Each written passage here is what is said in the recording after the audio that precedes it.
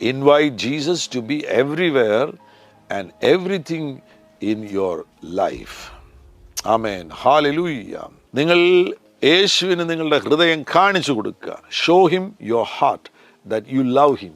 യേശുവിന് നിങ്ങളുടെ ഹൃദയം കാണിച്ചു കൊടുക്കുക. കർത്താവേ, ഞാൻ യഥാർത്ഥമായിട്ടും അങ്ങയെ സ്നേഹിക്കുന്നു.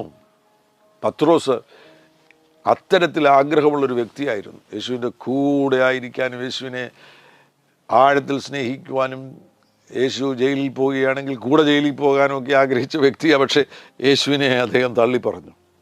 3 വട്ടം തള്ളിപ്പറഞ്ഞു.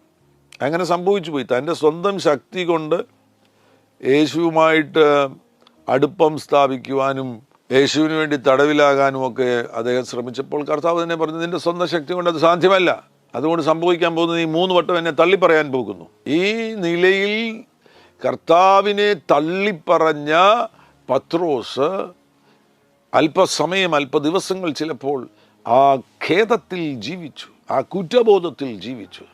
അതുകൊണ്ട് തന്നെ പിന്നെ മീൻ പിടിക്കുവാൻ വേണ്ടി പോവുകയാണ്. താൻ കരുതി, ഞാൻ യേശുവിനെ തള്ളിപ്പറഞ്ഞതല്ലേ, ഇനി എന്നെ യേശു അംഗീകരിക്കും, വീണ്ടും എന്നെ യേശു സ്വീകരിക്കും. ആ ഖേദങ്ങളായിരിക്കാം ഒരുപക്ഷെങ്കിൽ വീണ്ടും മീൻ പിടിക്കുവാൻ പോകുവാൻ തന്നിൽ പ്രേരണ കൊടുത്തത്. എന്തുവാകട്ടെ, ആ കടൽക്കരയിൽ മീൻ പിടിക്കുവാൻ പോയ ആ പ്രത്യേക ദിനം പ്രഭാതത്തിൽ ആ കടൽക്കരയിൽ യേശു ഇതാ ശിഷ്യന്മാരെ തേടി വരികയാണ്, പത്രോസിനെ തേടി വരികയാണ്. യോഹന്നാന്റെ സുവിശേഷം 21-ാമത്തെ അധ്യായത്തിൽ ആ സംഭവം നമുക്ക് കാണാൻ കഴിയുന്നുണ്ട്.